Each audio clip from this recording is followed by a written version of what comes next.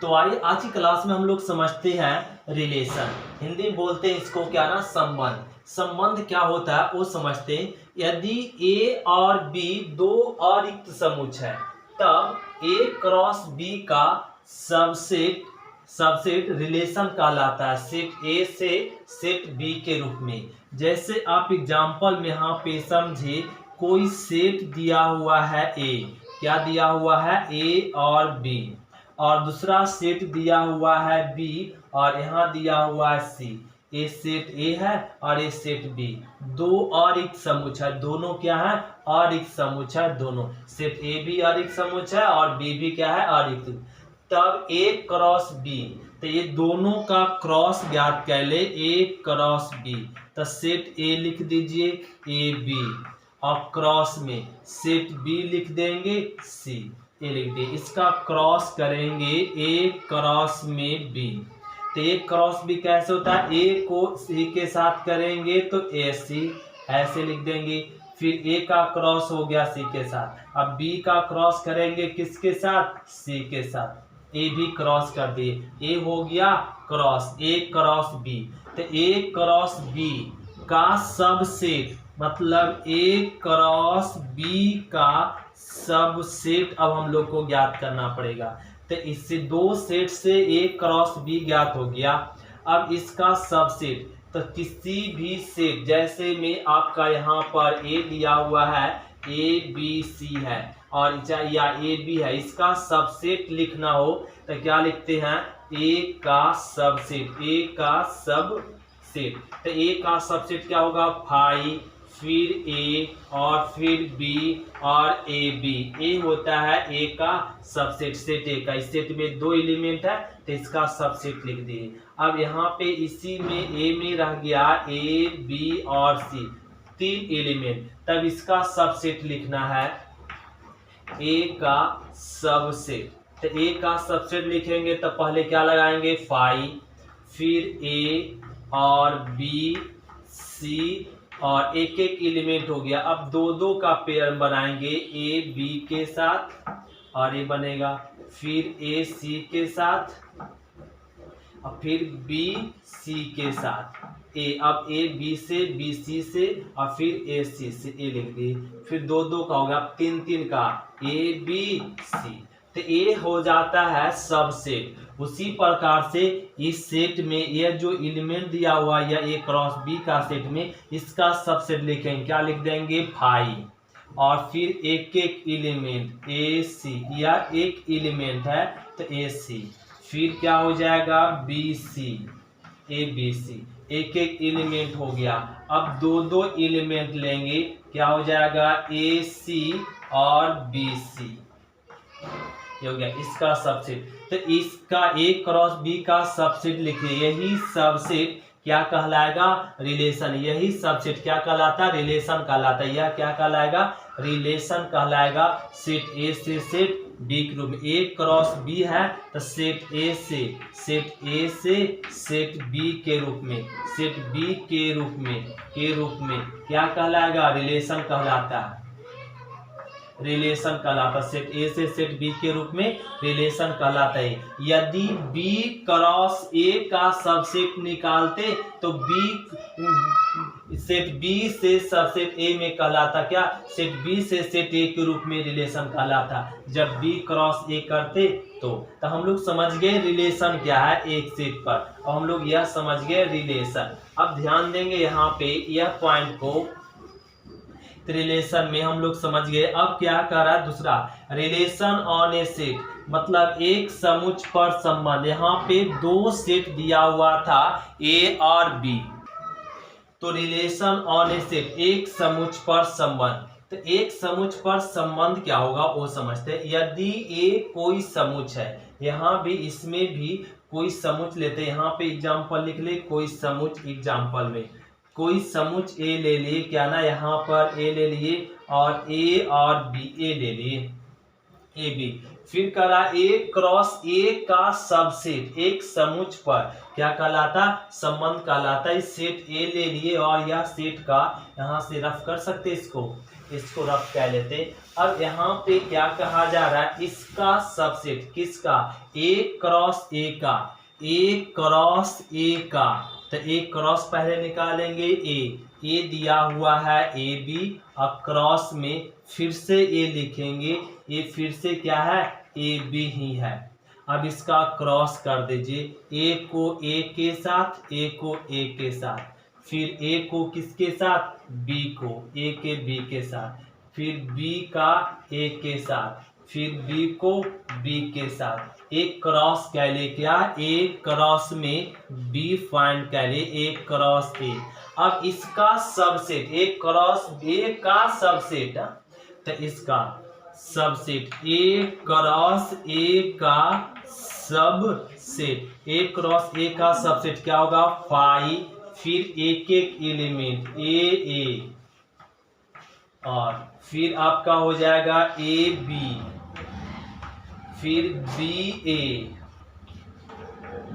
ए हो गया, और यहाँ पे आ जाएगा बी बी। एक एक एलिमेंट को हम लोग लिख लिए। अब यहाँ पे ध्यान देंगे, अब क्या ना, दो दो के, ए वाला इसके साथ लिखेंगे, ए और ए बी हो गया दो दो का, फिर A11 किसके साथ, इसके साथ, तो ये आ जाएगा ए और बी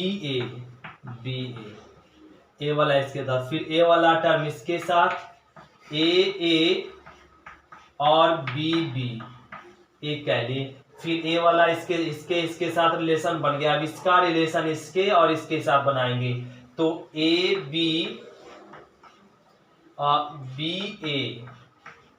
फिर ए बी और बी ए दो दो के साथ हो गया। अब इसका बनाएंगे, बी ए बनेगा किसके साथ, बी के साथ, ए बन गया। अब दो दो का बन गया रिलेशन, अब क्या ना, तीन का बनाएंगे, तीन के साथ तीन का रिलेशन बनेगा, ए और ए बी और बी ए रिलेशन तीन का बन गया। और रिलेशन बनेगा, ए बी और बी ए आपका तीन का रिलेशन बन गया। और रिलेशन बनेगा ए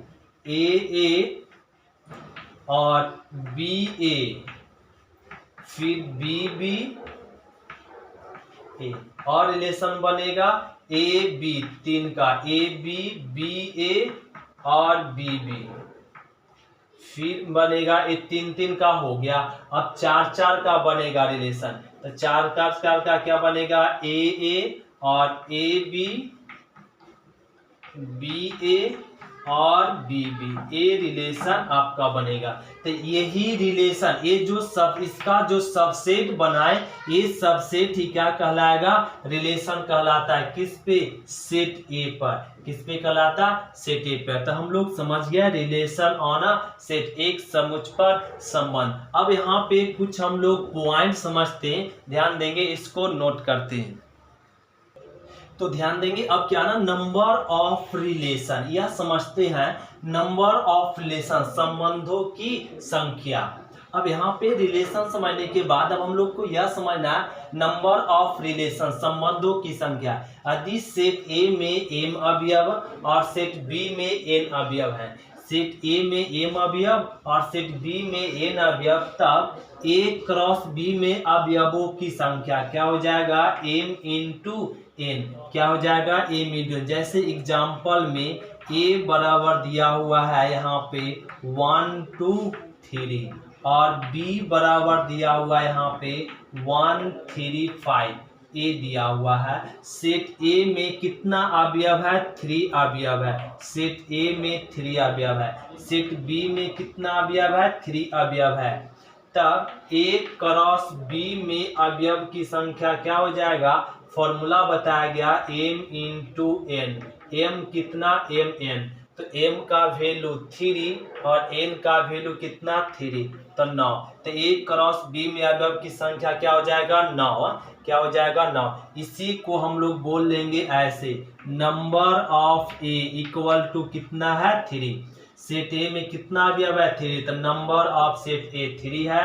number of set B, number of set B कितना है 3 है। सेट बी में कितना एलिमेंट है 3 element. The number of A cross B, the number of A cross B का फॉर्मूला क्या हो जाएगा number of A into number of B. इसी को नंबर ऑफ ए क्या दिया हुआ 3। सेट ए में 3 अवयव है, सेट बी में भी कितना 3, तो कितना हो जाएगा 9। इस तरीके से बना सकते हैं। तो ये हो गया आपका इस तरह क्रॉस में।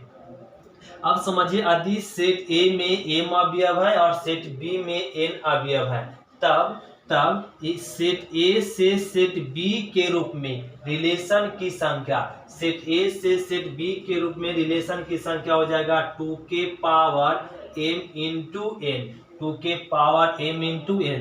जैसे आप एग्जाम्पल में समझे a बराबर दिया हुआ है ए बी और b बराबर दिया हुआ है यहाँ पर ए सी और डी, ए दिया हुआ। अब पूछ दे दोनों दो सेट दिया हुआ, तो सेट ए से सेट बी के रूप में रिलेशन की संख्या बताइए। तो रिलेशन की संख्या सेट ए से सेट बी के रूप में, सेट बी के रूप में, सेट ए से सेट बी के रूप में क्या हो जाएगा रिलेशन की संख्या, अभी पढ़े फॉर्मूला 2 के पावर m इंटू n, तो ये हो जाएगा 2। तो सेट ए में कितना एलिमेंट है आपका 2 एलिमेंट है, इंटू सेट बी में कितना एलिमेंट है 3 एलिमेंट है। तो 2 के पावर कितना हो जाएगा 6, 2 के पावर 6, 2 को 6 बार गुना करेंगे तो कितना आ जाएगा 64। तो इसमें रिलेशन की संख्या कितना हो जाएगा 64। यदि सेट ए में 2 अवयव सेट बी में 3 अवयव हो तो रिलेशन की संख्या सेट ए से सेट बी के रूप में क्या हो जाएगा 64 रिलेशन बनेगा। कितना रिलेशन बनेगा 64 संबंध बनेगा। तो ये क्लियर हो गया। n बराबर यहाँ पे 2 अवयव है और यहाँ पर m बराबर, यहाँ इसको m समझ लीजिए और इसको n, तो n बराबर 3 है। तो सेट ए से सेट बी के रूप में रिलेशन की संख्या का फॉर्मूला ए लगा लिए तो कितना आ जाएगा 64। ये हम लोग समझ गए। 2 सेट पे था तो ए क्रॉस बी और रिलेशन की संख्या। अब एक सेट पे ए क्रॉस बी हम लोग समझते हैं, तो ध्यान देंगे। अब हम लोग यहाँ पे समझते हैं यदि सेट ए में n अवयव है, कितना अवयव n अवयव, तब a क्रॉस a में अवयव की संख्या क्या हो जाएगा यहाँ पर n इंटू n, और इसी को बोल सकते क्या n स्क्वायर। जैसे एग्जाम्पल में समझेंगे सेट ए में आपका यहाँ पे दिया हुआ 2 अवयव 2 और 3, तो सेट ए में आपका यहाँ पे कितना अवयव है, सेट ए में अवयव नंबर ऑफ ए लिख सकते हैं 2। तो a क्रॉस a, तो a cross A, number of a cross a में अवयव की संख्या क्या हो जाएगा 2 गुना 2। सेट ए में 2 अवयव है 2, तो ये क्या मिल जाएगा 2 दूनी 4, a 4। तो a क्रॉस a में अवयव की संख्या कितना मिल जाएगा 4। यही तो कर रहा सेट ए में n अवयव, तो यह सेट में कितना अवयव है 2 अवयव। जब इसका क्रॉस कर दे a क्रॉस a कर दे तब अवयव की संख्या कितना हो जाएगा 4। जितना अवयव है उसी से हम लोग क्या करते गुना, तो ये फॉर्मूला हो गया है। तो ए क्रॉस ए में अवयव की संख्या क्या होता है n इंटू n, इसी को बोल देंगे n स्क्वायर। अब यहाँ पे यदि सेट ए में n अवयव है, सेट ए में n अवयव है, तब सेट ए पर रिलेशन की संख्या, सेट ए में n अवयव है तब सेट ए पर रिलेशन की संख्या हो जाएगा 2 के पावर n इंटू n, या इसी को बोल सकते हैं 2 के पावर n स्क्वायर। जैसे एग्जाम्पल में रह जाए सेट ए में आपका यहाँ पे 1 2 3, ये 3 एलिमेंट दे दिया और कह दिया इस सेट ए पर रिलेशन की संख्या बताइए। तो रिलेशन की संख्या, रिलेशन की संख्या, तो रिलेशन की संख्या पूछेगा सेट ए पर, तो सेट ए पर तो क्या फॉर्मूला होता है 2 के पावर n इंटू n, तो 2 के पावर n इंटू n। तो यहाँ पे देखेंगे हम लोग सेट ए में कितना एलिमेंट है 3 एलिमेंट है, तो हो जाएगा 3 के पावर 3, तो 2 के पावर 9, ये आ गया आंसर। तो रिलेशन की संख्या क्या हो जाएगा 2 के पावर 9। तो ये हो गया हम लोग का रिलेशन। तो दो सेट से हम लोग A क्रॉस B फाइंड कर सकते हैं और इसका रिलेशन की संख्या भी बता सकते हैं और एक सेट पर भी रिलेशन की संख्या बता सकते हैं। अब हम लोग समझेंगे टाइप्स ऑफ रिलेशन।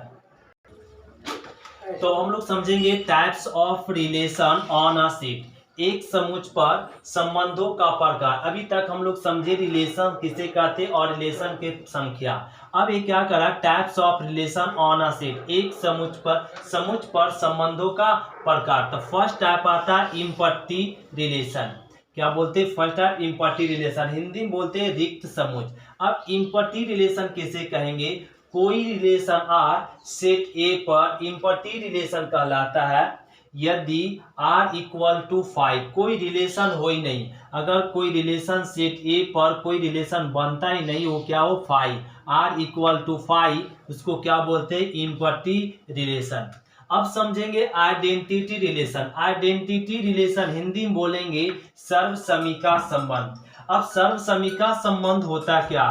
कोई रिलेशन आर सेट ए पर आइडेंटिटी रिलेशन कहलाता है यदि आई, आइडेंटिटी रिलेशन को हम लोग डिनोट करेंगे आई ए, स्वयं का स्वयं, ए का रिलेशन ए से, ए बिलोंग्स टू ए, अर्थात ए बिलोंग्स टू आर। जैसे आप एग्जाम्पल में समझेंगे ए इक्वल टू दिया हुआ है 1, 2 और 3। अब ए सेट ए पर आइडेंटिटी रिलेशन, तो आइडेंटिटी रिलेशन कहेंगे यदि 1 का रिलेशन 1 से हो, 2 का रिलेशन 2 से, 3 का रिलेशन 3 से। तो ये क्या कहलाएगा? Identity relation. सेट ए में 3 एलिमेंट है तो 3 एलिमेंट भी स्वयं के साथ हो तो कहेंगे आइडेंटिटी रिलेशन। यदि आपका यहाँ पे ए, इसको रिलेशन लीजिए ए फर्स्ट, अगर R2 रिलेशन 1 का 1 से और 2 का 2 से हो तो ए भी आइडेंटिटी रिलेशन ए नहीं होगा। क्यों? क्योंकि सेट ए में कितना एलिमेंट है? 3 एलिमेंट है। हर एक एलिमेंट स्वयं के साथ अगर रिलेशन बनाता है तो कहेंगे आइडेंटिटी रिलेशन। तो यहाँ पे 1 का 1 से रिलेशन बना रहा है, 2 का 2 से बना रहा है, लेकिन 3 का 3 से रिलेशन नहीं है, ये कहेंगे आइडेंटिटी रिलेशन नहीं है। ये आइडेंटिटी रिलेशन है क्योंकि आइडेंटिटी रिलेशन का क्या कंडीशन होता है? ए का ए से, मतलब स्वयं का स्वयं से रिलेशन। इसी को समझ सकते हैं A belongs to R, A belong किसको कर रहा है? रियल नंबर रिलेशन को, आर को। तो ए आपका क्या कहलाएगा? जैसे एग्जांपल में यहाँ पे हम लोग समझ रहे हैं सेट ए में 3 एलिमेंट है और तीनों का स्वयं के साथ है तो कह देंगे इसको आइडेंटिटी रिलेशन। अब हम लोग समझते हैं थर्ड टाइप। तो अब समझेंगे universal relation. Universal relation Hindi में बोलते हैं सार्वत्रिक संबंध। सार्वत्रिक संबंध होता क्या? कोई रिलेशन आर सेट ए में यूनिवर्सल रिलेशन कहलाता है यदि रिलेशन ए क्रॉस ए हो। जैसे एग्जांपल में समझे सेट ए दिया हुआ है 1 और 2 और इसका सेट ए का सार्वत्रिक रिलेशन कहलाएगा ए क्रॉस ए कर दे तो यहाँ पर सेट ए में 1, 2 और क्रॉस सेट ए में एलिमेंट 1, 2 और ए लिख दिए। अब दोनों का क्रॉस कर दे। क्रॉस कैसे करते? 1 का एलिमेंट 1 से क्रॉस करेंगे, फिर 1 का 2 के साथ और 1 का हो गया, 2 को 1 के साथ, 2 को 1 के साथ, 2 को 2 के साथ। ये हम लोग क्रॉस कह ले ए क्रॉस ए। तो ए सेट ए का ए क्रॉस ए करने के बाद जो रिजल्ट आता वही रिजल्ट, वो सारे रिजल्ट क्या कहलाता? यूनिवर्सल रिलेशन, सार्वत्रिक संबंध। तो यह सेट ए का ये क्या कहलाएगा? सार्वत्रिक संबंध। जैसे आपका यहाँ पर और भी एग्जाम्पल लेते हैं। सेकेंड एग्जाम्पल में ए बराबर 1, 2 और ए 1, 2 ही लेते और इसका यहाँ पे कर दे क्या ना यूनिवर्सल। अब पूछा जाए यहाँ पे क्या कि 1, 1 हो और 1, 2 और 2, 1 और 2, 2 तो क्या पूछा जाएगा? इस सार्वत्रिक संबंध है क्या? तो सार्वत्रिक संबंध चेक करने के लिए हम लोग को क्या करना पड़ेगा? ए क्रॉस ए। यदि ए क्रॉस ए का ऑल एलिमेंट इसमें होगा तो कह देंगे सार्वत्रिक संबंध है। तो ए क्रॉस ए, फिर से ये सेट दे दिया और ये रिलेशन बना दिया। रिलेशन चेक करने के लिए कह दिया सात्विक संबंध ये रिलेशन बना रहा है या नहीं, तो उसको चेक करने के लिए सेट ए और से ए क्रॉस ए करेंगे 1 2। अब यहाँ पे क्रॉस किए 1 का 1 से और 1 का 2 से, 2 का 1 से और 2 का 2 से ए कह लिए। अब चेक कीजिए ए वाला एलिमेंट इसमें मैच कर रहा है कि नहीं।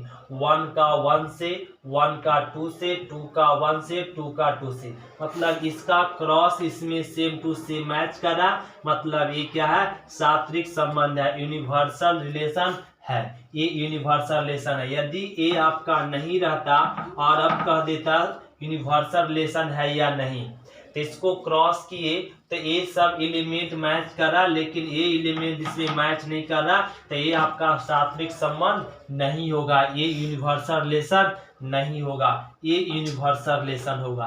तो ये हम लोग कंप्लीट हो गया यूनिवर्सल रिलेशन। अब हम लोग समझते हैं रिफ्लेक्सिव रिलेशन। तो अब देखेंगे रिफ्लेक्सिव रिलेशन सोबतुल संबंध। अब रिफ्लेक्सिव रिलेशन होता क्या ये समझते। अभी तक हम लोग समझे यूनिवर्सल रिलेशन और अब हम लोग समझेंगे रिफ्लेक्सिव रिलेशन। रिफ्लेक्सिव रिलेशन कहेंगे यदि कोई रिलेशन आर सेट ए पर रिफ्लेक्सिव रिलेशन कहलाता है, क्या ना, सेट आर पर रिफ्लेक्सिव रिलेशन कहलाता है यदि ए और ए बिलोंग्स टू आर, मतलब फोर और, इसका मतलब होता है ए को उल्टा लिख दिए, मतलब फोर ऑल, हिंदी में बोलते हैं सभी के लिए, सभी के लिए, हिंदी में बोलते हैं इसको सभी के लिए, फोर ऑल, सभी के लिए। ए बिलोंग्स टू सेट ए, यह जो अवयव ए है यह अवयव किस सेट का है, सेट ए से बिलोंग करना चाहिए, ए लिखा हुआ। इसी को अर्थात में समझ सकते हैं, इसी को लिखा जाता है ए रिलेशन ए, मतलब ए का रिलेशन ए से ही होना चाहिए और ये जो अवयव ए है वो किस सेट ए का होना चाहिए। जैसे एग्जाम्पल में कंप्लीट कीजिए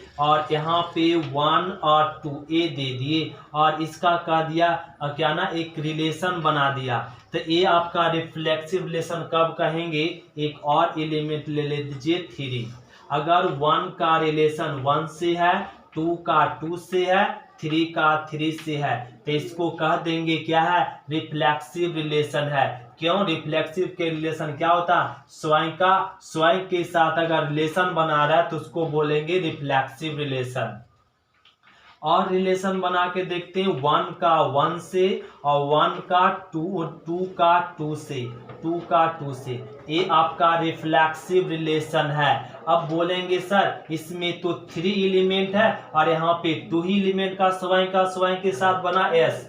अगर इसमें 2 एलिमेंट है और यहाँ पे 3 एलिमेंट है और 2 ही एलिमेंट का स्वयं के साथ रिलेशन बना रहा है, मतलब इसको बोलेंगे रिफ्लेक्सिव रिलेशन है, ये भी रिफ्लेक्सिव रिलेशन है। और R3 में, अब R3 में क्या हो जाएगा, 1 का 1 से और 2 का 2 से और 1 का 3 से बना दिए, तो ये यहाँ पे 1 का 1 से रिलेशन स्वयं से है, 2 का 2 से है, लेकिन 3 का 3 से है नहीं और दे दिया 1 का 3 से रिलेशन, तो ये रिफ्लेक्सिव रिलेशन नहीं होगा। और 4 रिलेशन में हम लोग देखते हैं यदि स्वयं का 1 का 1 से, 2 का 2 से, 3 का 3 से और यहाँ पे रह गया 1 का 2 से रिलेशन, तो कह देंगे रिफ्लेक्सिव रिलेशन है। क्यों, अभी तो बोले यहाँ पे रिफ्लेक्सिव नहीं होगा और यहाँ बोला गया रिफ्लेक्सिव होगा। क्यों, क्योंकि 1 का 1 से है, 2 का 2 से है, 3 का 3 से, मतलब इस सेट में जितना एलिमेंट है उतना सारे एलिमेंट स्वयं के साथ रिलेशन बना रहा है, तो कुछ एक्स्ट्रा में अगर इसी एलिमेंट का रिलेशन बनाता हो तो उस कंडीशन में रिफ्लेक्सिव रिलेशन कहेंगे। यदि यहाँ पे स्वयं से खुद 3 का स्वयं नहीं है लेकिन कुछ एक्स्ट्रा रिलेशन आ गया, उस कंडीशन में रिफ्लेक्सिव रिलेशन नहीं कहलाता है। ये हो गया रिफ्लेक्सिव रिलेशन का कंडीशन। अब हम लोग समझते हैं सिमेट्रिक रिलेशन। तो हम लोग समझेंगे सिमेट्रिक रिलेशन, सममित संबंध। सिमेट्रिक रिलेशन होता क्या ये समझते, ध्यान देंगे।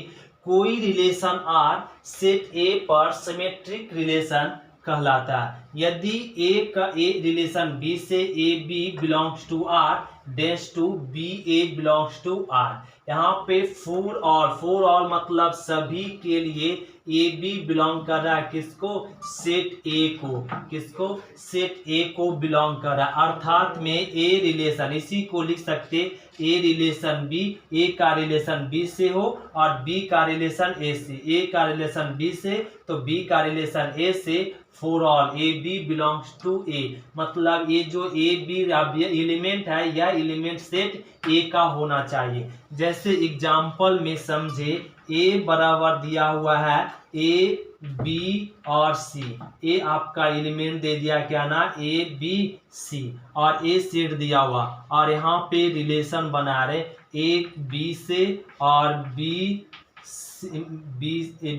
ए और बी सी और सी बी, ए ले लिए।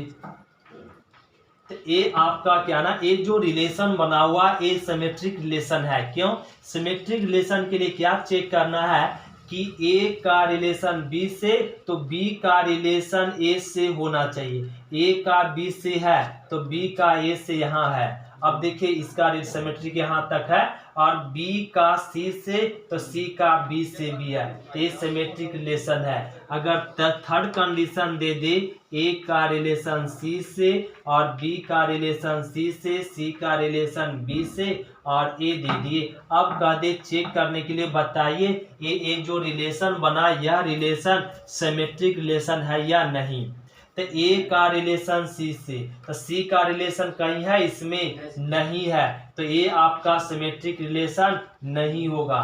थर्ड में देखेंगे यदि वन का रिलेशन वन से सॉरी यहाँ पर ए है ना, ए का रिलेशन ए से, बी का रिलेशन बी से और सी का रिलेशन सी से है तो इसको रिफ्लेक्सिव रिलेशन कहेंगे। यदि स्वयं का स्वयं के साथ रिलेशन बना रहा तो सारे रिलेशन होता है, हर एक रिलेशन होता है क्या, ये भी सिमेट्रिक रिलेशन में होगा। यदि स्वयं का स्वयं से रिलेशन बना रहा है मतलब सिमेट्रिक रिलेशन है तो ये क्या कहलाएगा, सिमेट्रिक रिलेशन कहलाएगा। और भी एग्जाम्पल में हम लोग समझ सकते हैं, यदि ए का ए से रिलेशन है और ए का बी से और बी का ए से तो कह देंगे ये क्या है, सिमेट्रिक रिलेशन है। क्यों स्वयं का स्वयं से बना रहा है सिमेट्रिक है, ए का बी से तो बी का ए से है तो इसको बोलेंगे सिमेट्रिक रिलेशन। सिमेट्रिक रिलेशन का कंडीशन ही है ए का रिलेशन बी से तो बी का रिलेशन ए से होना चाहिए, तभी बोलेंगे सिमेट्रिक रिलेशन। तो ये हम लोग समझ गए सिमेट्रिक रिलेशन। अब हम लोग समझते हैं ट्रांजिटिव रिलेशन। तो हम लोग समझेंगे ट्रांजिटिव रिलेशन। ट्रांजिटिव रिलेशन होता क्या है, ये हम लोग समझते हैं संकर्मक संबंध, हिंदी बोलते हैं इसको संकर्मक संबंध, ट्रांजिटिव रिलेशन। ट्रांजिटिव रिलेशन का कंडीशन क्या होता है, यदि कोई रिलेशन आर से ए पर ट्रांजिटिव रिलेशन कहलाता है। यदि ए बी रिलेशन हो, A B belongs to R, B C belongs to R और then to A C belongs to R, और फॉर ऑल इसको पढ़ेंगे for all A B belongs to C. A B C जो element है वह element किस set का होना चाहिए, सेट ए का होना चाहिए। अर्थात में समझ सकते हैं कि ए का रिलेशन बी से और बी का रिलेशन सी से, तब ए का रिलेशन किससे होना चाहिए, सी से होना चाहिए, तभी बोलेंगे हम लोग क्या ना, ट्रांजिटिव रिलेशन। जैसे ए बी सी, ए का रिलेशन बी से है और बी का रिलेशन सी से है, तो यहाँ पे यह निष्कर्ष निकलना चाहिए ए का रिलेशन सी से भी होना चाहिए, तभी हम लोग बोलेंगे ट्रांजिटिव रिलेशन। जैसे एग्जाम्पल में यहाँ पे ध्यान दे, एक एग्जाम्पल लेते, ए बराबर 1 2 3 ए ले लिए और इसका रिलेशन बनाते, चेक करना हम लोग को कि ट्रांजिटिव है या नहीं।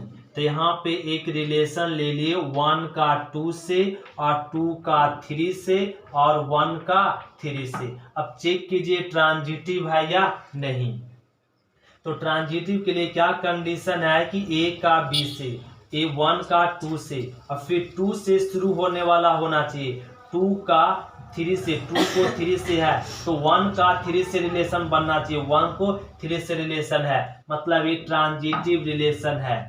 और भी हम लोग समझेंगे R2 में 1 का 1 से और 2 का 2 से और 1 का 3 से और 3 का और यहाँ पे दे दिया है 2 से और अब यहाँ पे 1 का 2 से। अब चेक कीजिए ट्रांजिटिव रिलेशन है या नहीं। तो ट्रांजिटिव रिलेशन के लिए क्या चेक करते हैं, ए का बी से होना चाहिए और बी का ए से, तभी अब बी का सी से, तब आपका ए का सी से होना चाहिए। मतलब ए बी से, तब बी से शुरू होने वाला, तब बी से शुरू होने वाला शुरू होना चाहिए, तब कंडीशन क्या चाहिए, ए सी चाहिए।